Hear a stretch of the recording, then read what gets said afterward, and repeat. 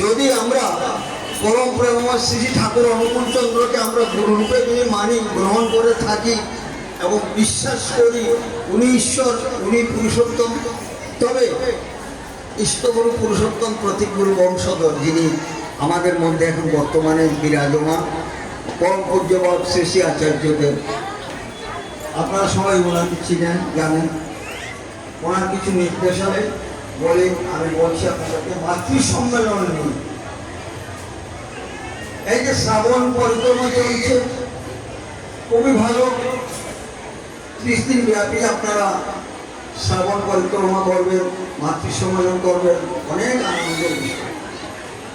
কিন্তু কথাটা হলো মাতৃ সম্মেলন যদি সম্ভব হয়, আর সম্ভব হবে না কেন, ঠাকুর বললে সম্ভব নেই বলতে কিছু নেই। না সুন্দরী বধূ যার হয় না, যার শালা অলক্ষী তার ঘরে বাঁধা সব করলে গালা। কাজে আমাদের না বলতে তো কিছু নেই, আমাদের হ্যাঁ ইয়েস এটা থাকবে আমাদের।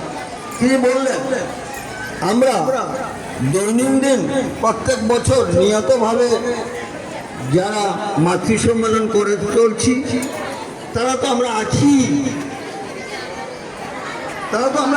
মাতৃ সম্মেলন করলেও আছি, না করলেও আছি। কিন্তু যারা মাতৃ সম্মেলনের সম্বন্ধে কোনো ধারণাই নেই, কখনো কোনো মাতৃ সম্মেলনের ব্যবস্থা করে নেই, সম্ভবত তাদের বাড়িতে গিয়ে মাতৃ সম্মেলন করার চেষ্টা করেন। এখন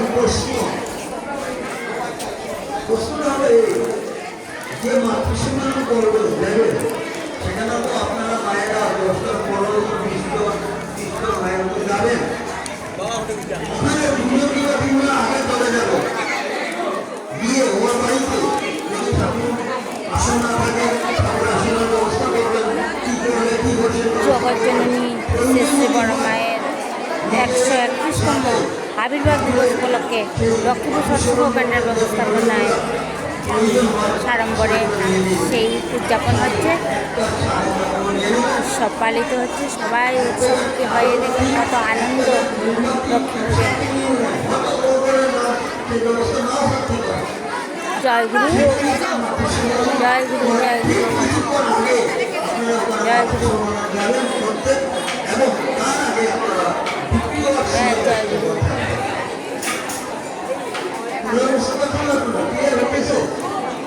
আপনারা দুষ্কর যাবেন তো 5 জন আগে চলে গেলেন, ওখানে 15 জন শেষ করে